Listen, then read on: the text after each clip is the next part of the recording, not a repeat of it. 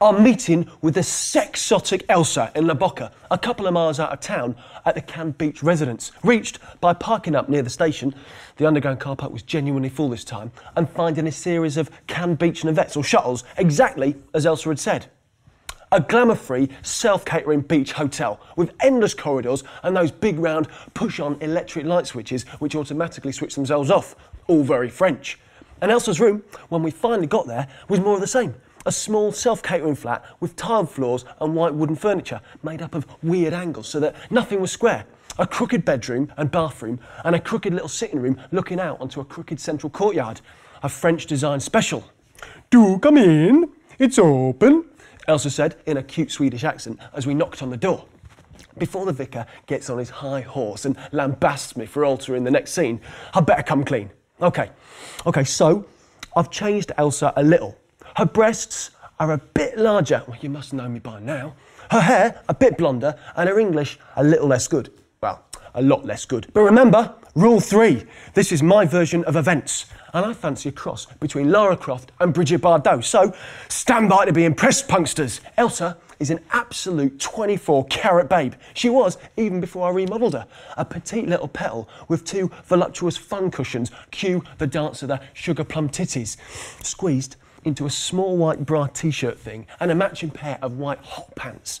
She may have been walking around barefoot, but you just knew that there was a matching pair of long white leather boots hiding somewhere. The perfect sex kitten. The vicar bowed to her and took her right hand in his left hand. "Elsa, every bit as beautiful in the flesh as in your pictures. Shall we sit down?" You'll have to imagine whatever bit of Chaucer he used. We moved through to her sitting room and she stretched herself over the sofa, leaving the vicar and me with the white dining chairs. The vicar placed his laptop on the table and then stared at his immaculately polished shoes. "A pause, perhaps, before we start." He sat for the better part of a minute, staring fixedly ahead of him before thrusting his left fist into the air. "Yes," he shouted, "all important acts should be undertaken intentionally. So, let us intentionally set forth on the path we wish to follow. Now, my dear, what do you wish from me?" "I not know," she said. "I read Punk's wonderful story, how you helped Billy G. I want you to help me. I want to meet Punk. He's such a great writer. I want to have his babies." Cut. I confess, she said nothing of the sort.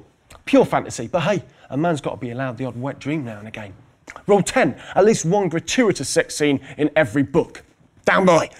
Down, so back to reality. All right, so Elsa made no mention of my fame or stunning good looks. She obviously suffered from severe myopia. Instead, she ignored me completely and fixed her large round baby eyes on the vicar, muttering something totally forgettable about Smogula trying to ruin her career. Power must be sexy, what can I say? She was playing the poor, harmless, defenceless Barbie doll to perfection. "Well, Smogula certainly dislikes you." I quote. The vicar pulled his laptop round. Elsa had laid back on the sofa. Her arms were now crossed in such a way that it made her cleavage seem even larger, if that was possible. "What if Elsa, the hot arrival from Sweden, is not quite as hot as she claims? What if OSV has been massaging her sales figures to increase their company's valuation? What if Elsa's dancing is so poor that her video will use a full body stand-in? What if she has been offering sexual favours to an A&R man from a rival record company to bolster her negotiations with Wendy Airhole?" The vicar looked up. "They seem quite keen to put the knockers on your career." Was that meant to be a pun? If so, it was a bit unfortunate. I thought that she'd burst into tears, but instead she just readjusted her pout. "When the Lord closes the door, he always opens the window." The vicar looked her in the eye. "How much of this is true?" "How the fuck dare you ask me that?" She wriggled on the sofa. Her legs were now tucked up underneath her, her eyes so wide it was painful to look at. Each time she blinked, it was like watching a big pair of windscreen wipers. "None of it," she said. "It is all, how you say, a deck of lies." Come. I doubt that Smogula is in the habit of inventing stories. Twisting them perhaps, but there must be a grain of truth. He lies, she chanted. "Big fat greasy porky lies." Then I'm afraid that there is nothing we can do to help you, the vicar said, standing up. Come along, punk. The day is still young and we have much to do. You know the old TV cop routine, punksters. You pretend to get up and when you're about to leave, she changes her mind. All right, there is a grain of truth. I suspect Dick Blomfist has had the sales figures. She paused. Embellished, the vicar offered, sitting back down. Yes, embellished. And the dancing. I am taking the classes. I will dance better than in the video. She adopted a proud pose as if mere singing and dancing were below her. And the vicar smiled at the words. Sexual favours. That is not true. My boyfriend is A&R man with BGM Records, but I do not be a prostitute like his suggestions.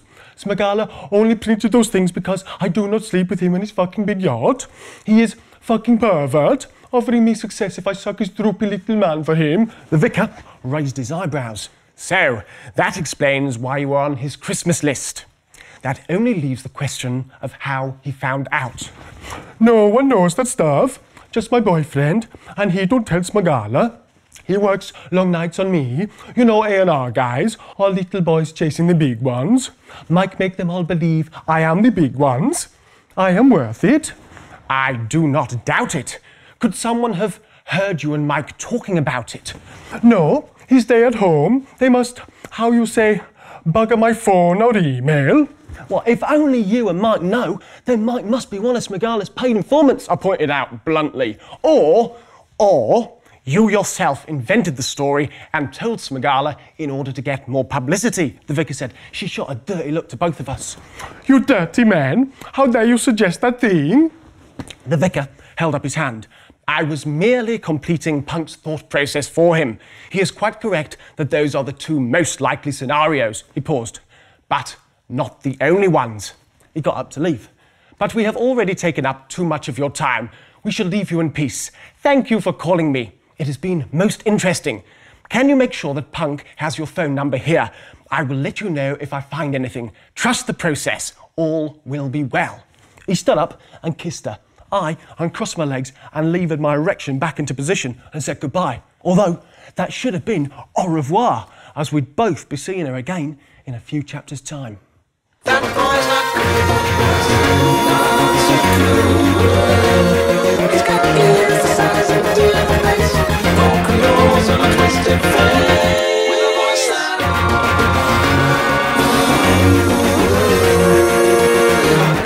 I let the conversation wash over me. Like what?